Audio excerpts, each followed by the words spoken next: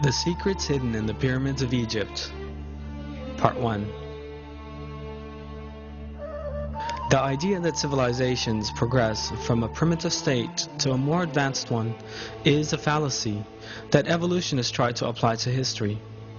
If one abandons evolutionist nonsense and prejudice and looks at the historical references and findings with an unbiased mind, what one encounters is civilizations that used highly advanced technologies.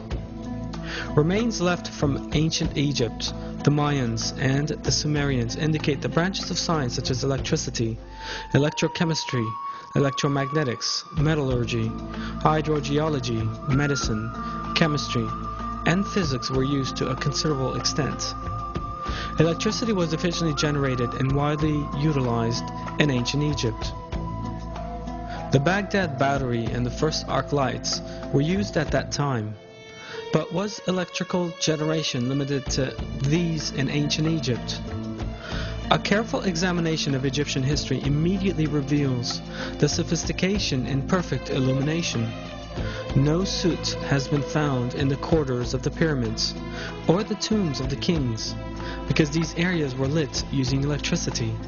Relief carvings show that the Egyptians used handheld torches powered by cable-free power sources. The arc lamp used in the lighthouse of Alexandria is further proof that electricity was used in ancient Egypt. The energy required to power the lighthouse of Alexandria for 24 hours a day could only have been supplied by a regular electrical source. The pyramids of Egypt were giant power plants generating electricity. 1. The outer casing of the Great Pyramid was covered with white tufa limestone, so tightly built that not even a razor blade could fit between the blocks.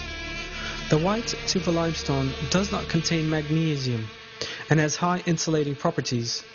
This insulation property prevented the electricity inside the pyramid from being released without control. 2.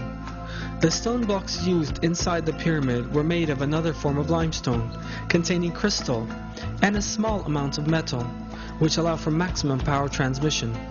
The shafts inside the pyramid were lined with granite. Granite is a slightly radioactive substance and permits the ionization of the air inside these shafts. When we look at an insulated electric cable, we see that conductive and insulation materials are used in the same way as in the pyramids. 3. The conductive and insulating properties of the pyramid are an example of flawless engineering. However, a source of energy is needed for electricity generation. The Giza Plateau where the pyramids stand is full of underground water channels. The pyramids rise above the limestone layers, the spaces between them being full of water. These special layers of rock that transmit electricity upward as they carry underground water to the surface are known as aquifers. The high volume flow of the River Nile that passes through these aquifers produces an electric current. This is known as physioelectricity. The pyramids' underground chambers are granite conductors built within the rock charged with physioelectricity. This electric current is conducted directly to the upper part of the pyramid's granite covered subterranean chambers. Granite is a very good conductor of electricity. The electromagnetic field that forms at the bottom of the pyramid is transmitted in concentrated form to the upper layers of the pyramid. On the top of the pyramid there was a gold capstone, gold being an excellent conductor of electricity. This section is no longer there in our day. This means the top of the pyramid has lost its structure of flawless geometry. This gold capstone facilitated a conductive path for the transfer of negative ions to the ionosphere. This way, a current was generated.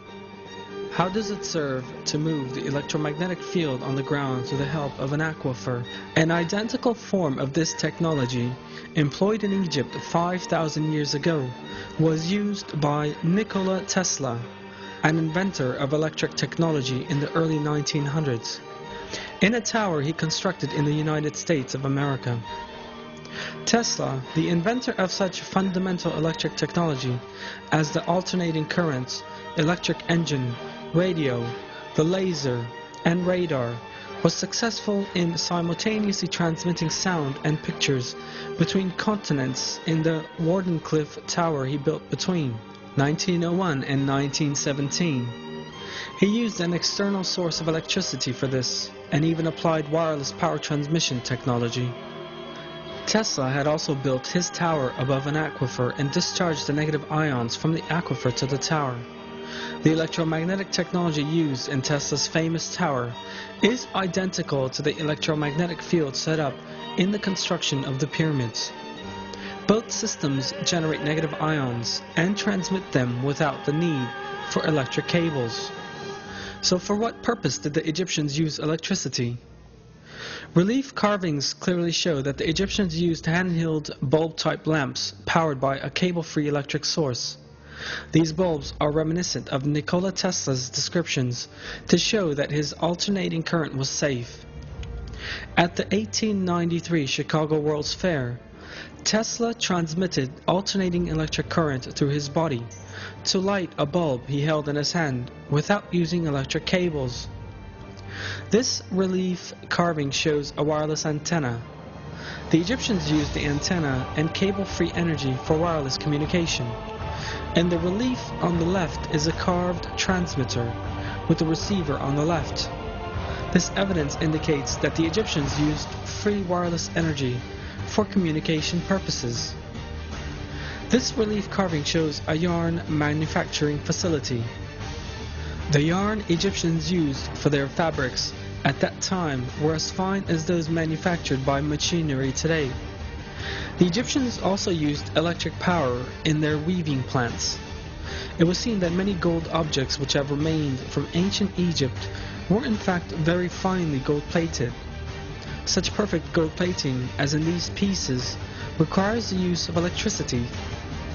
The total electromagnetic measurement made around the Great Pyramid is identical to that made during a thunderstorm with lightning.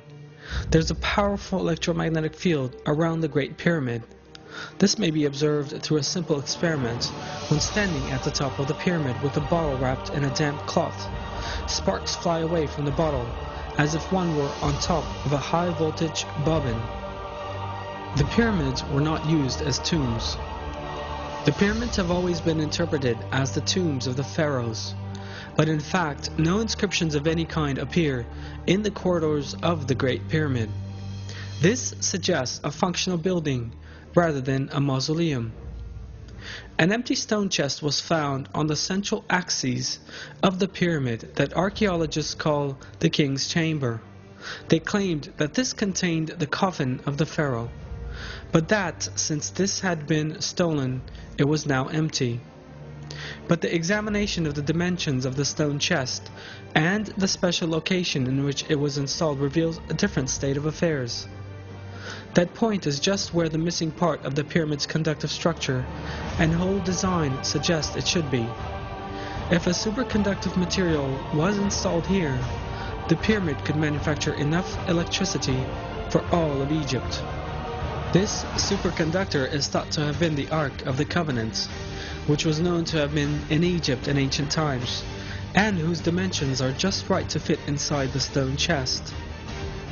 The prophet Moses, peace be upon him, was adopted by Pharaoh, and according to historic records, was raised as an administrator because of his superior moral values, intelligence, and abilities. One of the phases in leadership training in ancient Egypt was the teaching of all the secrets of Egypt and the knowledge of energy. In addition to its other properties, there are also various references to the Ark of the Covenant serving as a capacitor, and that this was the source of Egypt's energy. The prophet Moses, peace be upon him, is known to have taken the Ark of the Covenant with him when he fled Egypt. According to historic references, one of the reasons why Pharaoh chased the prophet Moses, peace be upon him, right up to the last moment, and strove to catch him at whatever price, was the Ark of the Covenant, because Pharaoh was aware that all the glory and magnificence of Egypt would be lost without electricity. Historic references also show that Egyptian civilization reached its peak during the reign of Ramses II, who lived at the same time as the prophet Moses, peace be upon him. But those civilizations collapsed in less than 10 years, after Ramses II, and Giza was even abandoned.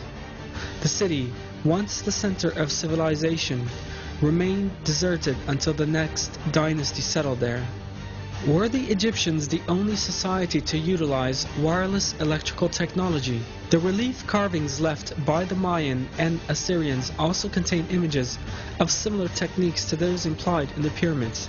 All this information once again goes to demonstrate that there were no primitive people and societies in the past, as evolutionists would have us believe. In terms of civilization, more or less developed communities have lived side by side at all times throughout history. A society that existed thousands of years ago enjoyed a far more advanced technology compared to one living in the 20th century. And this shows us that development is not part of an evolutionary process. In other words, that there is no linear advancement from a primitive level of civilization to a more developed one in history.